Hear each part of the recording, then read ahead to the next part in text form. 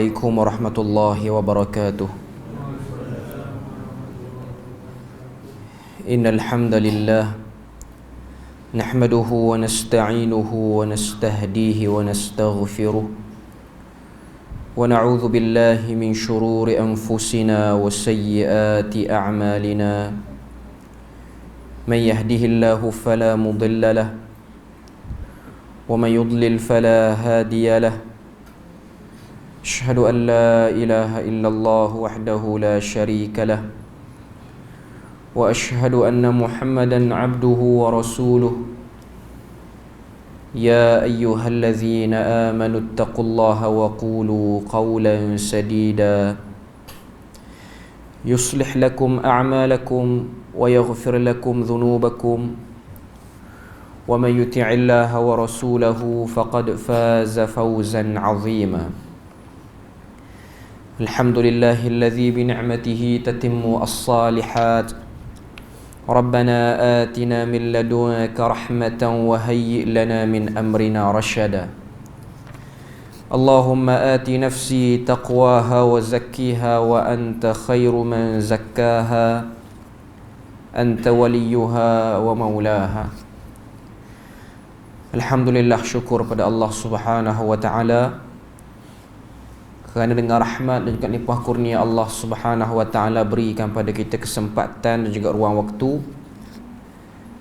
Dan insya-Allah malam ni kita akan menyambung perbahasan kita daripada kitab Fiqhus Sirah karangan almarhum Dr. Muhammad Sa'id Ramadan Al-Buti, yang mana sebelum ni kita bahas mukaddimah daripada penulis kitab, iaitu bab yang pertama lah kita kira. Dia sebut tentang peranan dan perlunya riwayat hidup Nabi sallallahu alaihi wasallam dalam memahami Islam. Kalau orang yang ada buku muka surat 17, okay, dia sebut pada kita beberapa sebab kita kena tahu sirah Nabi. Kita dah sebut panjang lebar pada kuliah sebelum ni 5 perkara yang dia sebut. Yang pertama dia kata fahmu syakhsiyatu an-nabiy sallallahu alaihi wasallam, memahami, mengenali kepribadian Nabi. Itu tujuan pertama. Sebab kena belajar sirah. Sebab apa kena kenal Nabi? Kalau kita tengok dalam pengajian ilmu akidah, ma'rifatun Nabi, mengenali Nabi ni antara usul utama juga dalam agama. Sebab tu dalam bab rukun iman dia ada sebut tentang al-imanu bil anbiya'i war rusul, beriman dengan nabi-nabi dan juga rasul. Maknanya kita kena kenal nabi, makam kenabian tu, makam kerasulan tu macam mana.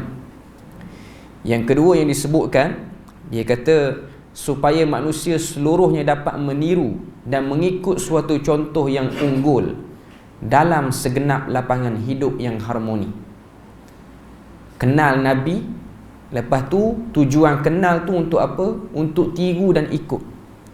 Sebab memang kita dituntut untuk tiru apa yang Nabi buat. Ayat dalam Quran cukup banyak. Antaranya ayat yang selalu kita diulang. Dalam surah Al-Ahzab Allah Ta'ala sebut laqad kana lakum fi rasulillahi uswatun hasanah liman kana yarjullaha wal yawmal akhir wa dzakarallaha katsira. Sesungguhnya pada diri Rasul itu ada contoh yang baik. Dan kita dah sebut makna uswatun hasanah tu apa dia. Perkataan uswah tu contoh buat baik yang paling tepat, yang Tuhan suka. Kita dah sebut sini juga bahawasanya di dunia ni ramai orang buat baik. Sama ada orang Islam ataupun bukan Islam, orang baik ramai. Tapi baik yang Tuhan suka belum tentu ada pada semua orang baik yang ada atas dunia. Yang Tuhan sebut dalam Al-Quran, orang baik yang Tuhan suka, baiknya ataupun peribadinya Nabi Muhammad tu sendiri. Itu yang diperakui oleh Allah Subhanahu wa taala. Maknanya siapa yang ikut, maka dia akan dapat pahala. Sebab dalam ayat yang sama juga Tuhan sebut liman kana yarjullaha wal yawmil akhir wal yawmal akhir. Sesiapa yang berharap untuk bertemu dengan Allah dalam keadaan baik dan juga sesiapa yang berharap berada dalam keadaan baik bila mana hari akhirat ataupun hari kiamat. Maknanya tujuan kita ikut ni supaya kita dapat kesudahan yang baik. Maknanya kesudahan yang buruklah pada orang yang tak mahu ikut Nabi. Kesudahan yang tidak baiklah bagi orang yang tidak mahu mencontohi Nabi, sama ada dari segi ibadahnya, dan itulah yang paling utama. Kemudian dari segi muamalatnya, komunikasi harian, dari segi kehidupan bermasyarakat, semua kena ikut Nabi. Dan ada benda-benda yang kita ikut Nabi ni atas dasar kita faham sebab apa Nabi buat macam tu. Dan adanya di sana, bila mana kita tengok hadis Nabi ataupun kita belajar sirah Nabi, benda-benda yang Nabi buat dan Nabi suruh kita buat, kita tak dapat faham dengan baik, dengan logik akal, tapi kena buat. Sebab apa? Sebab di sana adanya bab dipanggil sebagai amrun ta'abbudi, satu arahan yang Tuhan suruh kita buat atas dasar patuh. Dan kita kena sedar makam kita sebagai hamba ni ialah kita dengar daripada Tuan hamba. Kita tidak boleh mempersoalkan apa yang Tuan kita ni suruh. Tidak boleh kita persoalkan. Ada orang gaji, dia ada orang gaji dalam rumah dia. Tuan dia ni suruh orang gaji dia pukul 3 pagi buat sandwich. Maknanya Tuan suruh. Orang gaji dia pun tanya, apa logiknya buat sandwich pukul 3 pagi? Apa reaksi tuan rumah ataupun tuan yang bayar gaji dia? Kau suka hati aku lah, pukul 3 pagi, pukul 4 pagi. Gaji kamu aku duk bayar. Aku nak makan pukul 5 pagi ke, nak makan sandwich petang ke malam ke, jangan banyak tanya. Okay. Saya nak beri analogi nak nampak. Bila mana Allah Ta'ala suruh, dia tidak mesti kita kena faham sebab apa dia suruh. Tak mesti kita kena faham. Contoh, nanti kita akan masuk bulan Ramadan. Ni Rejab, Syaban, Ramadan. Tak sampai 2 bulan dah kita nak masuk bulan Ramadan. Bulan Ramadan ni kena puasa sebulan. Sebulan kena puasa. Dan puasa tu pula pada musim panas. Sebab kalau kita tengok dari segi asal Ramadan, Ramadan mari pada perkataan Ramadha, Ra Mim Dad. Maksudnya panas terik. Sebab memang cuaca negara Arab ni memang panas. Musim bulan Ramadan ni memang musim panas. Sangat panas, siangnya panjang. Tempat kita pun sekarang ni pun bulan Ramadan pun kena musim panas juga. Sebab apa Tuhan suruh puasa musim panas? Tak puasa musim sejuk. Musim sejuk siangnya pendek, tak lama sangat puasa. Malam panjang, boleh makan banyak malam. Ada 2-3 kali majlis makan malam dengan sebab malam panjang. Kita di Malaysia ni mungkin tak rasa sangat.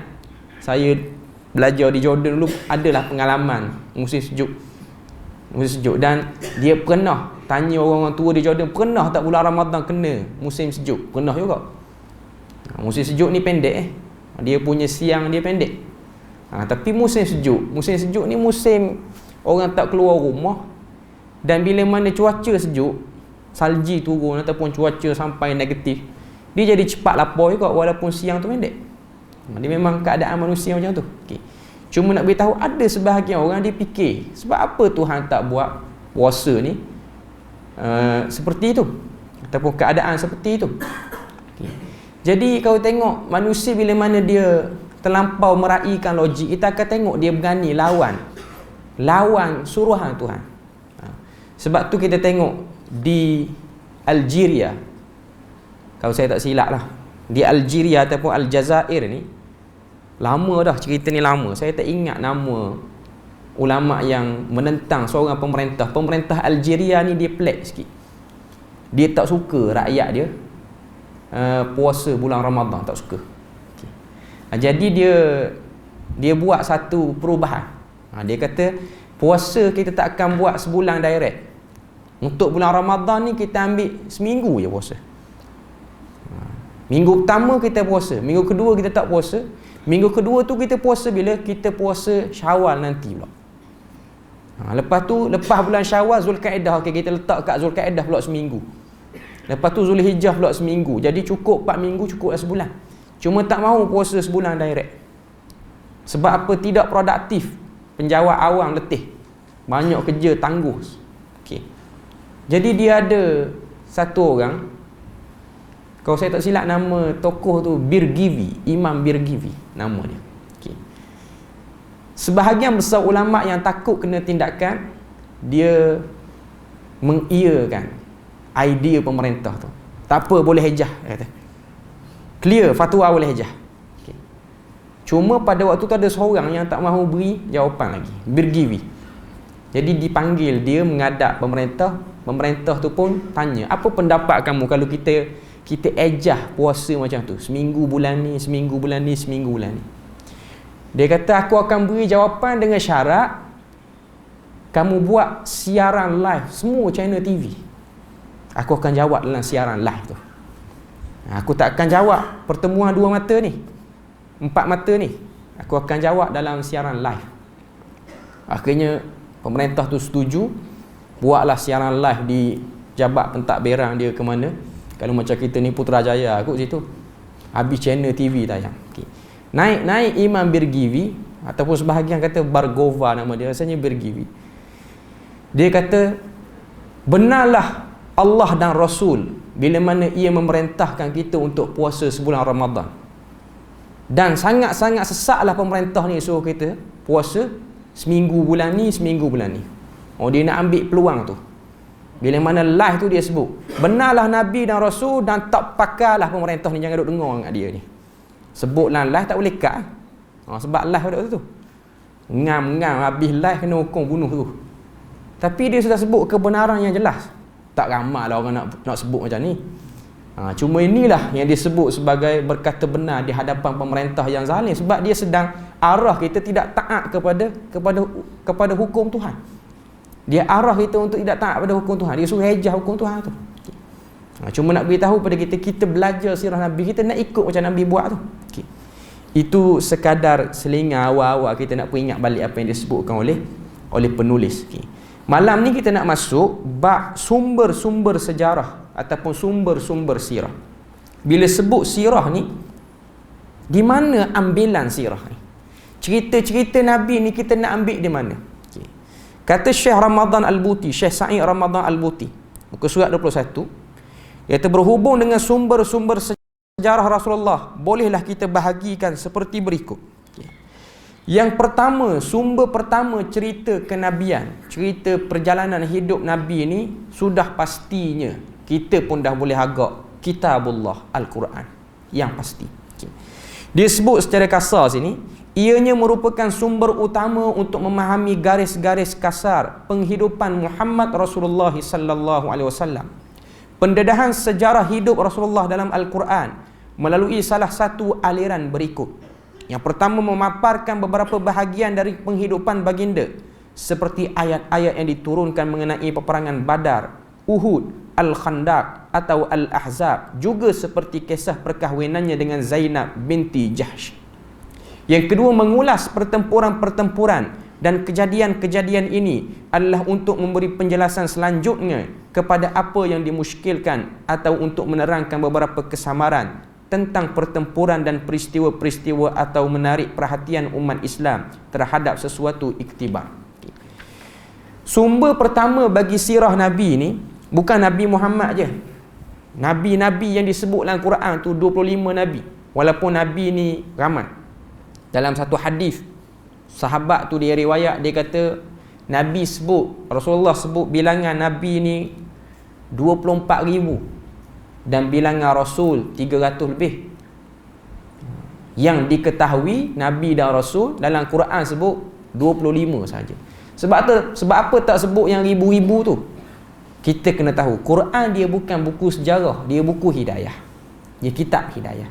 Okay. Jadi ayat-ayat Quran, surah-surah dalam Quran, dia hanya akan cerita insiden peristiwa yang ada kepentingan hidayah bagi orang yang baca. Kalau cerita tu rasa macam tak penting, tak beri apa-apa perubahan pun kalau orang dengar, jadi dia tak riwayat ataupun tidak disebut. Kalau sebut pun sebut secara umum. Okay.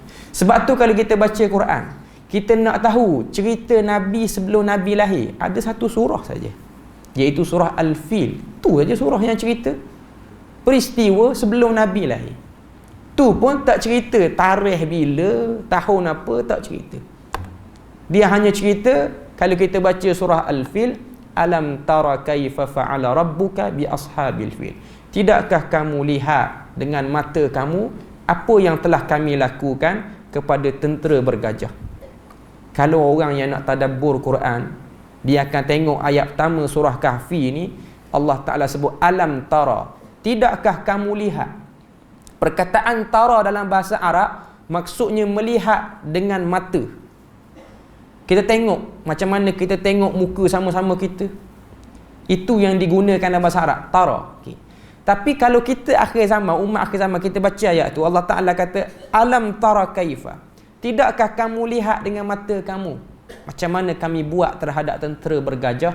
Macam mana kita nak tengok? Kita pun lahir lewat dah. Jadi kata para ulama, perkataan tara ataupun lihat itu simbolik kepada faham sebenarnya. Dia perlambangan kepada faham. Nak tengok tak sempat tengok. Bukan kata kita tak sempat tengok. Nabi yang diturunkan ayat tu pun tak sempat tengok sebab peristiwa tu berlaku sebelum dia lahir. Tapi sebab apa arahan suruh tengok macam realiti, tengok, boleh tengok depan mata. Sebab di situ ada cerita yang boleh menjentik dan boleh menghujah golongan musyrikin Mekah pada waktu tu. Ayat ni ataupun surah ni dia turun selepas pada Nabi ni berdakwah secara terang-terangan. Surah Al-Fil ni dia turun lepas pada Nabi berdakwah secara terang-terangan. Sebab apa turun surah Al-Fil? Bukan nak cerita Nabi lahir selepas daripada tentera bergajah main serang Kaabah. Bukan nak cerita sangat Abrahah tu. Nak tunjuk kepada orang Mekah, Kaabah tu kami jaga. Kamu kena sedar. Berhala-berhala tu kalau tak kena pertolongan kami, berhala tu hancur, dirempuh oleh Abrahah sebenarnya. Sebelum Muhammad duk lahir lagi ni, keajaiban Tuhan tu kamu dah tengok dengan mata kepala kamu. Tiba-tiba Muhammad datang, dia cerita Tuhan mana yang selamatkan kamu orang Mekah ketika mana tentera Abrahah datang. Tak boleh terima. Ajaib sungguh. Pernah diselamatkan. Lepas tu orang yang tolong selamat tu minta sikit, iaitu tolong sembah dia. Tak boleh sembah. Muhammad ataupun Nabi sedang memperkenalkan siapa penyelamat. Bukan nak cerita tentera bergajah tu, tapi nak tarik perhatian. Okay. Sebab tu ayat-ayat Quran dia tak akan cerita yang berbentuk poin detail. Berapa ekor gajah, gajah besar mana, gajah siam ke gajah Afrika, tak sebut. Sebab bukan nak pergi kenal spesies gajah tu, nak tengok kebesaran Tuhan. Sebelum Nabi lahir pun orang Mekah pernah perasan Tuhan ni berkuasa. Tapi kenapa lepas Nabi lahir, Nabi cerita Allah berkuasa, macam tak pernah tengok keajaiban pula. Jadi sirah-sirah yang ada dalam Quran dia lebih umum. Dia bukan nak cerita pendetailan tahun berapa, dia bukan draft ataupun rekod, bukan. Quran ni dia cerita dan dia nak suruh kita ambil sesuatu pada cerita tu. Begitulah pada ayat-ayat yang lain pun begitu. Cerita-cerita ataupun sirah-sirah Nabi yang lain yang ada dalam Quran pun begitu. Dalam Quran banyak cerita Nabi Musa, tapi tak ada pun surah Musa. Dalam Quran banyak cerita Nabi Musa dengan Fir'aun. Quran tak ada surah nama surah Musa ataupun surah Fir'aun, tak ada. Tapi cerita Musa Fir'aun ada. Dalam Quran dia cerita golongan-golongan sesat dalam surah yang paling panjang, iaitu surah Al-Baqarah. Nama surah tu Baqarah, maksudnya lembu betina. Okay. Tengok nama surah, apa kaitan dengan orang sesat dalam tu? Tak ada kaitan pun. Okay. Cuma Allah Ta'ala nak beritahu kepada kita, jangan kamu tersilap macam orang-orang yang sesat yang telah membesarkan haiwan lebih daripada dia besarkan Tuhan. Sebab tu kalau kita baca surah Baqarah, cerita Nabi Musa suruh Bani Israel cari lembu betina. Yang biasa kita dengar dalam riwayat Israiliyat. Sebab apa kena cari lembu tu? Sebab berlaku pembunuhan di antara mereka. Ni saya cerita versi yang biasa orang dengar. Berlaku pembunuhan di antara geng-geng Bani Israel ni. Tak tahu siapa bunuh. Mayat duk jumpa, tapi tak tahu siapa bunuh. Akhirnya nak tahu macam mana siapa pembunuh ni, maka dapatlah wahyu pada Nabi Musa alaihissalam, suruh perintah Bani Israel ni cari seekor lembu, ambil bahagian lembu tu, pukul pada mayat, mayat bangun cerita siapa pembunuh tu. Hak ni yang masyhur kita dengar.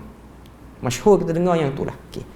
Tapi yang sebenarnya itu riwayat Israiliyat yang masuk juga dalam kitab-kitab tafsir yang muktabar. Antaranya At-Tabari, Ibnu Katsir. Yang saya dapat daripada guru saya Maulana Abdul Hadi, dia sebut cerita sebenar surah Baqarah ni ialah cerita tauhid. Kalau kita tengok cerita tu, kat mana poin tauhid? Tak nampak poin tauhid dia. Tak nampak poin tauhid. Sebab cerita surah Baqarah ni nak cerita bahaya syirik, moleknya tauhid, ataupun yang terbaiknya tauhid. Cerita sebenar dia ada dalam satu tafsir nama dia Tafsir Al-Baghawi. Dia ada sebut cerita sebenar dia macam ni. Cerita sebenarnya sebab apa Allah Ta'ala perintah Bani Israel ni sembelih lembu. Sembelih lembu. Cerita dia dengan sanad yang sahih ataupun cerita yang tepat dengan tema surah tu, ketika mana Nabi Musa menerima Taurat di Bukit Tursina, Gunung Tursina selama 40 hari 40 malam. Bani Israel ditinggalkan kepada Nabi Harun alaihissalam. Bila mana Bani Israel ditinggalkan kepada Nabi Harun tak kuat untuk jaga mereka ni supaya tak jadi liar, supaya beramal betul-betul dengan apa yang Nabi Musa suruh. Akhirnya keluarlah seorang lelaki, nama dia Samiri. Dia telah buat satu patung anak lembu. Macam mana dia buat patung anak lembu tu? Dia kumpulkan semua emas-emas yang ada, lalu dia cairkan, dia bentuk jadi anak lembu, dan dalam perut anak lembu tu dia ada ruang yang boleh dimasukkan api dalam tu. Bila mana dia masukkan api, maka keluar macam bunyi di hidung anak lembu tu. Jadi orang Bani Israel duk percaya lembu tu boleh bercakap ataupun ada suara. Dia orang duk sembah lembu tu. Sembah lembu tu. Turun Nabi Musa, lepas daripada tu turun Nabi Musa lepas 40 hari, dia tengok Bani Israel ni tak sembah Tuhan, duk buat syirik, sembah ke anak lembu tu. Jadi dimangsuhkan ataupun dihancurkan berhala tu. Berhala tu dihancurkan. Okay. Dia orang stop sembah berhala. Okay. Cuma dia ada satu penyakit. Tengok lembu, dia orang jadi macam ada sikit rasa hormat pada lembu. Jadi Bani Israel ni lembu tak makan ayam. Sebab apa? Dulu pernah sembah. Dia ada penyakit macam tu. Jadi turun perintah Tuhan, suruh sembelih lembu. Sebab apa? Nak buang perasaan memuliakan lembu tu. Tu baru ada poin tauhid dia. Yang tadi tak ada poin tauhid tu. Yang tadi tu lebih pada poin syirik sebenarnya. Nak tahu siapa pembunuh, ambil lidah lembu pukul pada mayat. Penting apa tahu siapa pembunuh? Yang penting kita tahu berapa harta dia nak bagi faraid ni. Dia pun mati lama dah. Tak payah duk bimbang tu. Tapi yang masyhur kita dengar yang tu lah. Okay. Yang masyhur kita dengar yang tu. Okay. Cuma nak beritahu dia tu, poin sebenarnya lah poin tauhid. Bila kita dengar yang ni, baru nampak tema surah Baqarah tu. Iaitu jangan ada unsur takdis, muliakan selain pada Allah Subhanahu Wa Taala. Sebab memang kalau kita tengok dalam masyarakat mana-mana pun, ada setengah-setengah masyarakat ni tak makan haiwan tertentu dengan sebab kepercayaan tertentu. Kepercayaan tertentu. Bukan kata haiwan je, pokok, tumbuhan pun begitu. Bahkan ada setengah manusia ni, masyarakat tak makan setengah haiwan. Ada setengah orang tak makan kerbau tertentu. Kalau orang Terengganu panggil kubah bala. Kubah bala ni kerbau yang kulit dia macam lembu tu. Dia bukan macam kulit yang kerbau biasa. Sebab apa? Sebab kerbau tu pernah minum darah ataupun pernah sodok kawan geng-geng dia kot mati. Jadi bersumpah jangan makan kerbau ni. Kepercayaan sebahagian orang Minangkabau gitu. Tak makan. Ada setengah orang tak makan ikan tertentu. Sebab ikan tu pernah tolong dia. Dia kalah judi, ikan tu nganga mulut, ada harta. Sumpah 7 turunan jangan makan ikan tu. Dan jadi syaitan memang suka benda-benda macam tu. Jadi cuma agama kita ni dia buang benda macam tu. Benda orang kata apa? Ada something. Kalau kita tak makan sebab doktor nasihat kita sakit tak boleh makan, tak apa. Ni tak makan sebab tu dia ada seorang sahabat Abu Sa'id Al-Khudri. Abu Sa'id Al-Khudri ni dia pernah duduk dengan seorang sahabat. Dia buat jamuan. Hadis ni riwayat Tirmizi. Dia buat jamuan, ada seorang sahabat ni dia baru masuk Islam. Dia tak makan ayam. Abu Sa'id Al-Khudri ni pelik. Lauk lain semua ambil, ayam tak ambil. Abu Sa'id Al-Khudri tanya, sebab apa tak makan ayam? Dia kata, aku tengok ayam ni dia pergerakan dia kurang bersih. Kaki dia cakar tanah apa-apa semua. Jadi aku rasa tak liur nak makan. Rasa macam tak pecah liur nak makan. Tak sanggup nak makan. Okey. Sebab apa? Abu Sa'id Al-Khudri tanya. Takut ada kepercayaan tertentu. Kalau tak lalu makan sebab dia binatang tu macam orang kata apa? Cara hidup dia menyebabkan kita tak lalu makan. Setengah-setengah orang itik tak apa makan. Sebab itik ni duk sudu air longkang. Air cor tu anda panggil air cor. Okey. Tak makan. Yang tak makan tu saya kurang sikit makan itik. Duk teringat tu. Sebab kita daripada kecil duk tengok asal itik je mesti dalam longkang. Tak makan. Bukan tak makan tu sebab itik kita kena mulia, bukan. Tak ada oh. Tak makan dengan sebab tu tak apa. Sebab Nabi sendiri dia ada keadaan macam tu. Sahabat Nabi makan bab. Biawak padang pasir. Nabi tak makan. Nabi tak berasa nak makan. Nabi tak kata benda tu haram dan Nabi tak kata benda tu ada something yang kita tak boleh makan. Tak kata. Jadi nak buang. Kita belajar sirah dalam Quran tu, cerita dalam Quran tu, dia ada poin benda yang nak sampaikan sebenarnya. Sama juga dengan kita belajar sirah Nabi ni. Cuma saya nak cerita sini, bila mana kita tengok satu peristiwa dalam Quran, kita kena faham tema. Kita bukan nak tahu watak penting. Bukan. Kita nak tahu apa Tuhan nak beritahu sini ni. Oh, Tuhan nak beritahu cerita syirik. Tuhan nak beritahu cerita aliran-aliran sesat, macam mana dia boleh jadi sesat. Itu poin dia. Jadi balik kepada isu tadi tu, surah Baqarah ni ialah surah nak cerita jangan besarkan selain pada Allah Ta'ala macam Bani Israel pernah buat, iaitu dia besarkan lembu. Yang sebahagian agama sekarang ni pun ada unsur macam tu. Agama Hindu dia besarkan lembu, tak berapa nak makan. Sebab tu ada orang buat kajian dalam bab perbandingan agama. Essence, intipati ni dapat ke Hindu sikit. Intipati membesarkan binatang. Dan Hindu ni dia ada pelik-pelik yang di Malaysia ni. Kalau tengok, kalau orang biasa tengok lah, kuil Hindu ni dia akan ada pokok pisang di depan. Itu syiar dia memang ada. Sama ada pisang plastik ke, ataupun replika ke, ataupun memang tanam betul depan pintu gerbang. Sebab dia percaya pokok pisang tu bawa berkat. Bawa berkat. Dan memang dewa-dewa dia suka sambut dengan pokok pisang. Tak tahu dia ambil pada mana, tapi gitulah fahaman dia. Orang Melayu kita setengah ada juga kepercayaan pokok pisang jangan tanam depan rumah sebab atu suka bertenggek situ. Tanam belakang. Kadang-kadang petua macam ni pelik. Saya dapat faham sebab apa jangan tanam depan rumah. Sebab tanam depan rumah orang lalu dia nampak terus. Tambah pula pisang tu ada buah pula. Bukan atu bertenggek, orang yang nak ambil pisang tu. Sebab tu kena tanam belakang. Belakang orang tak nampak. Cuma orang tua kita cukup pandai, dia bagi elah nak suruh jangan buat benda tu. Macam orang tua itu kita jangan kerak kuku malam.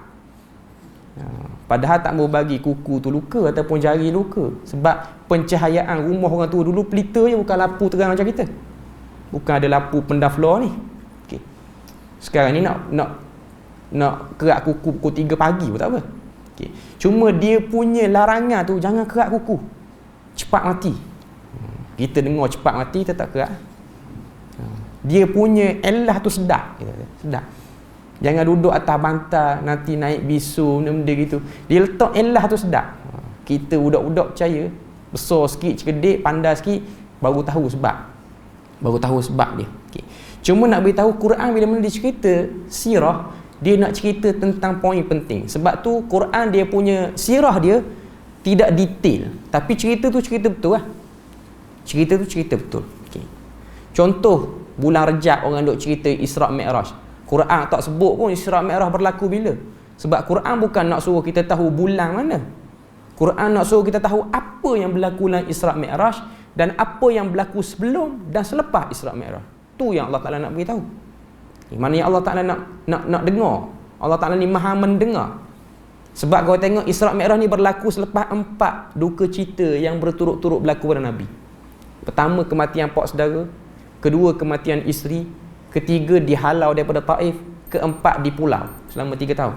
4 kesedihan berturut-turut berlaku, baru dapat Isra' Mi'raj. Sebab tu kalau kita baca surah Isra', Subhanallazi asra bi'abdihi laylan minal masjidil harami ilal masjidil aqsa allazi barakna hawlahu linuriyahu min ayatina innahu huwas sami'ul basir. Tu ayat pertama. Maha suci Tuhan yang memperjalankan hambanya daripada kota Mekah ke Masjid Aqsa. Barakna hawlahu linuriyahu, yang telah kami berkati Masjid Aqsa tu sekelilingnya untuk kami tunjuk tanda kebesaran kami. Sesungguhnya kami maha mendengar, maha melihat. Kalau orang yang perhati baca Quran, dia akan perasan ayat ni ada something Tuhan nak beritahu. Ayat tu dia mula Allah Ta'ala beritahu maha suci Tuhan, maknanya maha hebat Tuhan yang telah membuat satu benda yang luar daripada logik akal manusia. Perjalanan daripada Mekah ke Palestin pada waktu tu paling laju 40 hari naik kuda. Tiba-tiba dia boleh dibuat dalam masa tak sampai sehari, 1 malam. Benda tu sangat-sangat luar daripada logik akal manusia pada zaman Nabi. Tiba-tiba ayat tu ditutup, sesungguhnya kami maha mendengar, maha melihat. Dengar apa, lihat apa situ sebenarnya. Allah Ta'ala nak beritahu, wahai Muhammad, kami dengar doa kamu di Taif. Kami lihat duka cita yang berlaku pada kamu, mati isteri, mati pak saudara. Sebab tu kami hadiah perjalanan yang hebat ni. 2-3 tahun dah kamu duduk sedih. Sebab waktu tu pun wahyu sekejap turun, sekejap tak turun. Kita dapat faham, dia ayat tu sirah, tapi dia ada benda yang lebih dalam Tuhan nak beritahu. Itu fungsi ayat-ayat peristiwa dalam Quran. Yang kedua, kita tengok yang disebutkan oleh Syekh Sa'id Ramadan Al-Buti. Sumber kedua ialah sunnah nabawiyah, iaitu hadis-hadis Nabi. Sumber pertama Quran. Quran ni memang tidak ada pertikaian dah. Cuma Quran ni bila mana dia sebut, walaupun ringkas, dia punya manfaat daripada peristiwa tu banyak kita boleh belajar. Dia bukan hanya cerita peristiwa, tapi dia nak cerita pengajaran dan pedoman hidup. Okay. Yang kedua sunnah nabawiyah, iaitu hadis Nabi. Hadis-hadis Nabi yang direkodkan oleh para ulama dalam kitab-kitab hadis. Yang disebutkan sini, dia sebut seperti Al-Muwatta Imam Malik, Al-Musnad oleh Al-Imam Ahmad bin Hanbal dan lain-lain. Oleh kerana kitab-kitab hadis ini disusun mengikut maudhu' ataupun tajuk, atau tajuk-tajuk fiqh, ataupun mengikut unit-unit kajian yang bersangkut dengan syariat Islam, maka hadis-hadis yang menceritakan tentang penghidupan Rasulullah berselerak dan berkecamuk dalam maudhu' fiqh. Okay, jadi dengan sebab buku-buku hadis ni banyak, dan buku hadis ni dia ada metodologi penulisan. Imam Bukhari ada style tulis kitab, Imam Muslim ada style tulis kitab. Kita jangan ingat kitab Sahih Bukhari Muslim ni dia punya gaya tulis sama. Tak sama. Imam Bukhari dia tulis Sahih Bukhari, dia ada hasrat yang tersembunyi ataupun maksud tersembunyi yang dia nak sampaikan. Kalau kita tengok Imam Bukhari, orang yang kaji kitab Sahih Bukhari ni, keajaiban ataupun hebat kitab Imam Bukhari ni mana? Susunan tajuk dia hebat. Antara tokoh ulama yang buat kajian tentang Sahih Bukhari ni ialah Maulana Zakaria Al-Khandahlawi, yang tulis kitab Fadail A'mal, yang orang kata beli duk guna. Dia kaji sebuah kitab nama dia Al-Abwab wat Tarajim, kaji bab tajuk. Dia kagum. Kitab tu tuan-tuan, kitab yang Maulana Zakaria tulis tu, dia ada 8 jilid. Kitab tu bukan kitab hadis, kitab kaji apa benda ni? Kaji tajuk-tajuk sahaja. Kaji tajuk sahaja. Dia tak kaji hadis, kaji tajuk. Imam Bukhari memang hebat dia. Sebab apa dia letak Badi'il Wahyi, kitab permulaan wahyu, lepas tu tutup dengan kitab tauhid. Ni susunan bukan saja-saja. Ada sebab. Cuma setiap kitab hadis dia ada penulisan yang berbeza. Imam Muslim dia tulis kitab, dia nak tunjuk apa? Dia nak tunjuk dia banyak sanad. Sanad dia banyak. Nak tunjuk itu. Imam Ahmad ada sebab dia, Imam Malik ada sebab dia. Okay.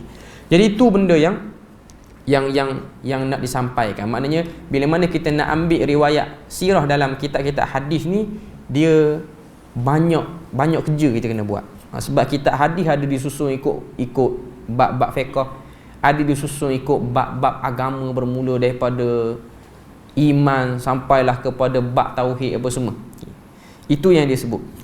Yang ketiga yang disebutkan oleh Syekh Sa'id Ramadan Al-Buti, kitab-kitab sejarah. Tadi kitab hadis, ni kitab sejarah. Yang ni lah yang lebih fokus sikit. Kitab sirah sendiri. Para ulama' duk kaji, penulisan sirah ni bermula bila? Bila orang start catat sirah?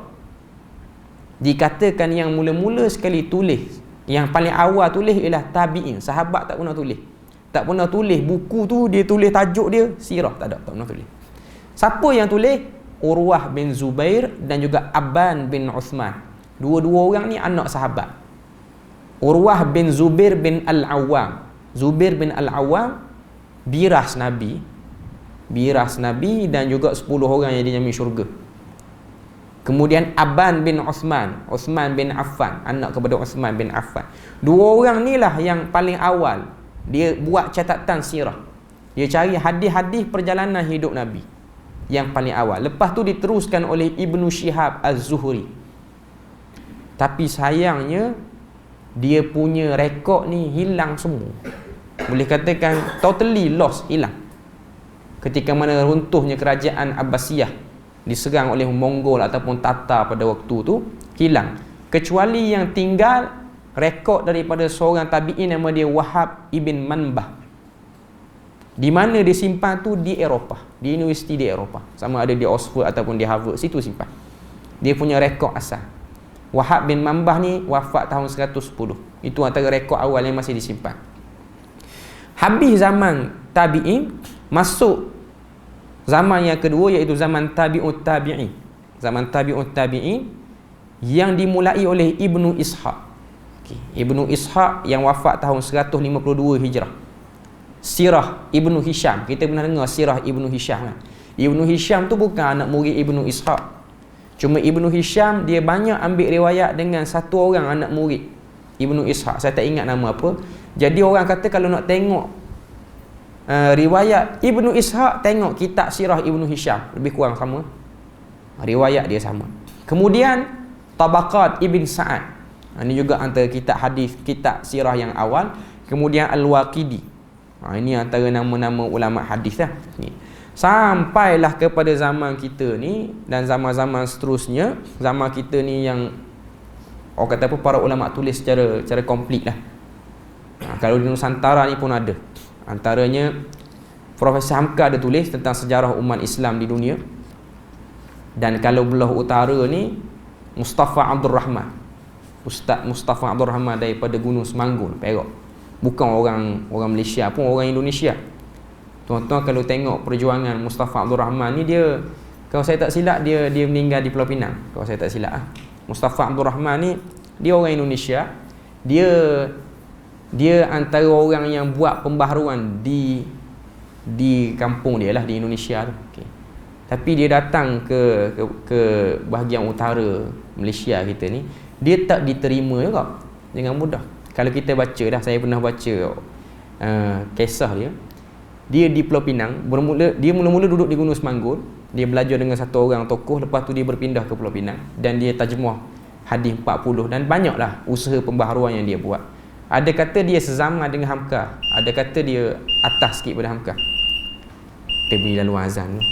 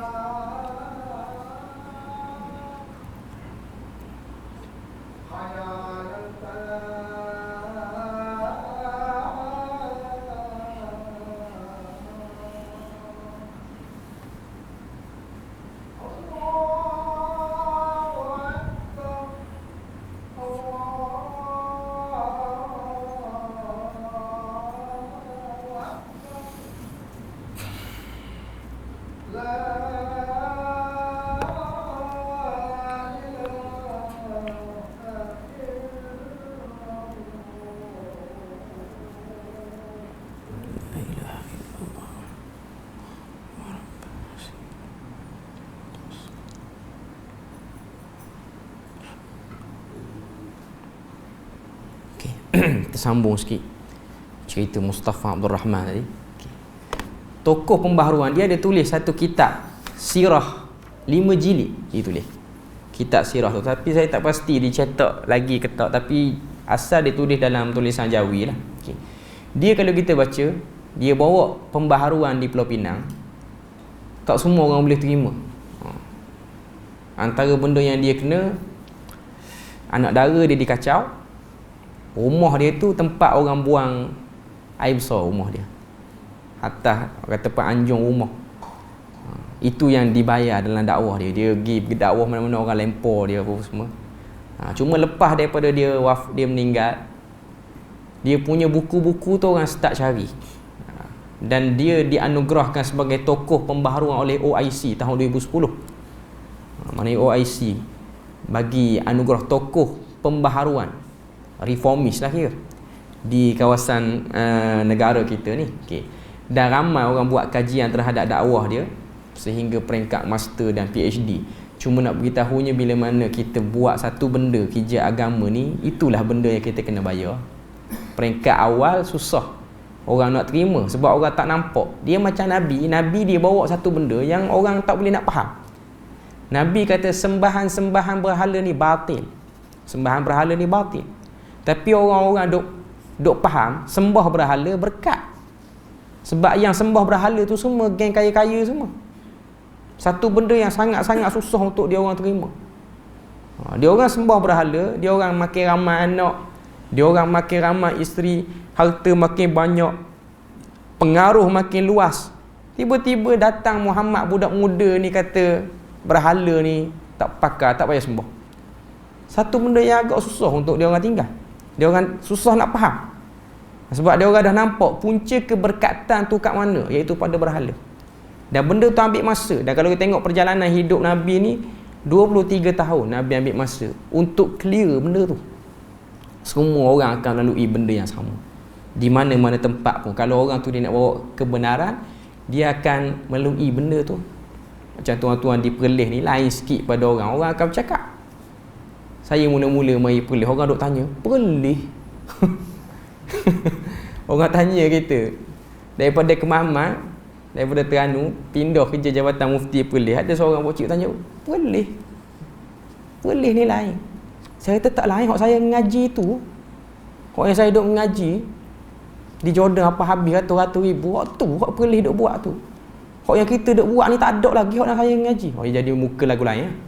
Dia sebut lagu tu muka lagu lain. Muka tak puas hati tu. Cuma kita pun tambah bagi panah lain. Cuma biasa, benda tu biasa. Memang saya mari ke Perlis ni, orang akan tanya pelik daripada Terengganu jauh apa semua. Kalau orang yang faham benda tu okey.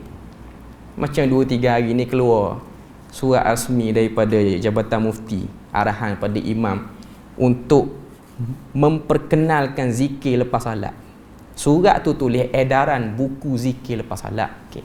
Tapi negeri lain bising. Termasuklah tempat saya sebelum ni.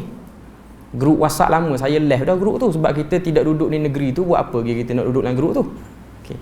Cuma ada orang letak atau print screen. Lepas tu ada orang suruh bawa pada mufti. Dia orang ingat kita ni kerja dengan mufti kira boleh jumpa hari-hari kot. Okay. Saya kata baca surat tu bagi habis. Sekarang ni edaran buku zikir. Bukan dia kata dalam surat tu kita zikir bising pula lah lepas pada ni. Tak ada. Okay. Cuma dia punya ayat tu alhamdulillah telah sedar. Maknanya perkara yang dianggap sesat dulu sudah ditukar. Silap. Demo tumis dak juga surah tu. Surah pula dah.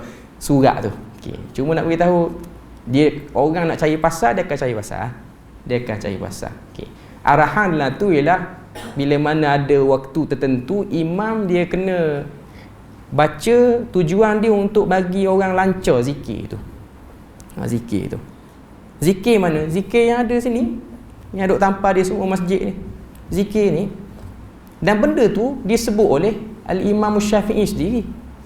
Sebut macam mana Imam Syafi'i kata boleh zikir kuat ala sabili ta'lim, tujuan untuk pelajaran. Dia bukan sebut siapa ke habis tak. Maknanya siapa setahun sebut. Tujuan untuk ajar tu 3 bulan 4 bulan siapa lekat. Dia macam talaki lah maknanya. Imam baca, maka jemaah pun ikut. Okey, astaghfirullah, astaghfirullah, astaghfirullah. Allahumma antas salam wa minkas salam. Dia orang duk ingat, oh tak pakar dah astagfirullah, astagfirullah allazi la ilaha illa huwal hayyul qayyum. Yang biasa duk sebut. Okey. Itu biasalah benda orang nak silap faham, dia nak putar macam-macam. Tapi silap faham. Sebab dia buat keluar kenyataan tu hebat jugalah kenyataan dia tu. Tuan-tuan boleh carilah dalam media sosial sekarang ni, tak payah nak cari. Okey. Cuma nak beritahu orang nak cari pasal gitulah. Dia suka cari pasal. Okey. Tapi kalau orang yang belajar dan orang yang ada kata apa? Ada kefahaman, dia akan tahu boleh menilai. Sebab saya sebelum pada saya datang ke Perlis ni, saya mengajar sebahagian kerabat diraja. Negeri mana tak mahu sebut lah. Tapi bukan negeri saya. Tapi boleh cam dah negeri mana. Sebab kita duduk sepadan. Okay. Saya mengajar kerabat diraja dan juga sebahagian besarnya orang-orang yang dekat lah dengan keluarga kesultanan tu. Okay. Dia baca kitab Fathul Majid. Kitab Fathul Majid ni tuan-tuan, kitab syarah Kitabut Tauhid Syekh Muhammad bin Abdul Wahab. Negeri tu memang anti betul dengan nama tu. Tapi kerabat dia raja nak baca. Saya ganti sebenarnya yang dia kuliah tu asalnya ustaz lain. Ustaz tu dah meninggal. Saya ganti. Okay. Alhamdulillah sebelum saya sampai ke Perlis ni sempat habis. Cuma dia sebutlah ada seorang kata apa dia orang yang ada kedudukan tinggi jugalah dalam kerabat dia raja negeri tu. Dia kata sebenarnya kami ustaz tak yakin dengan mufti negeri kami. Oh, sebut tu. Kami telefon yang utara tu kalau ada masalah. Kami yakin dengan fatwa tu. Okay. Dia sendiri sebut, ni saya tak tambah, saya tak edit. Tapi saya tak sebutlah raja mana, negeri mana. Dia kata saya tak yakin dengan mufti negeri ni. Dia tu kerabat dia raja. Orang yang ada autoriti jugalah. Dan dia orang yang tahu mesyuarat dalam raja ni, dia tahu. Okay. Saya kurang yakin. Sebab orang yang mendengar dia ada something dia nak faham satu benda. Bila mana Allah Ta'ala beri pada orang tu kefahaman, dia nak faham, dia akan nampak isu tak kena di mana. Okay. Sebab tu kalau kita nak sentimenkan orang, sampai tu tahap orang yang kena sentimen ni dia mulai merasai ada something pada benda yang dia biasa dengar, propaganda dia biasa dengar. Dia akan cari jalan penyelesaian, nak bagi clear benda tu, nak bagi clear. Dan akhirnya jumpa. Dan saya sendiri, saya tengoklah yang di negeri tempat saya duduk sendiri, yang mereka dengar terhadap negeri ni propaganda. Bukan fakta. Propaganda. Saya dulu pun duk dengar propaganda juga. Kita antara yang percaya juga. Dan mungkin tuan-tuan pun bila mula-mula nak berlaku perubahan di negeri tu payah juga nak terima mereka awalnya. Okey. Tapi bila lama-lama orang duk baca yang ni datang pada ni, yang ni datang pada ni, akhirnya boleh terima. Cuma benda tu perlu masa. Nabi sendiri ambil masa 23 tahun. Nabi-nabi terdahulu ambil masa. Dia tak akan boleh jadi, orang kata apa, petik jari sekali je orang boleh berubah. Melainkan orang yang memang kosong otak, dia tak pernah dengar apa-apa tentang agama, dengar yang ni terus, memang dia boleh pegang. Tapi kalau dia dah pernah dengar versi lain, bila datang pula yang lain ni versi lain, tapi nama dua-dua agama sama, jadi dia ambil masa sikit nak buang, ambil masa sikit. Dan dia perlu kepada taklim, belajar. Jadi bila mana kita baca sirah Nabi, kita akan nampak benda tu. Sebab sirah Nabi juga akan mengandungi dalam ni akidahnya, fiqhnya, semua tu ada dalam ni. Jadi selesai kita untuk bab sumber sejarah. Pertama dia sebut Al-Quran, kedua sunnah, yang ketiga ialah kitab-kitab sirah. Jadi saya rasa kita berpada situ je lah. Kuliah akan datang, kuliah minggu depan kita tafsir. Minggu depan tafsir, seterusnya sirah, lepas tu tafsir balik. Yang saya dapat maklumat gitulah, maknanya kita gili-gili gitu. Maknanya minggu depan tafsir Hawamim 7, iaitu tafsir surah Ghafir. Bukan tafsir daripada surah Baqarah, tafsir surah Ghafir. Jadi kita berhenti muka surat 24 ni, kita akan sambung dalam bab seterusnya, rahsia pemilihan semenanjung tanah Arab sebagai tempat pancaran Islam. Itu yang kita akan bahas pada akan datang, insya-Allah. Sebab apa Nabi diturunkan di negara Arab, Nabi tak turun di Malaysia? Sebab apa? Itu kita akan jawab pada kuliah akan datang. Ada soalan? Sebelum tutup, kalau ada soalan.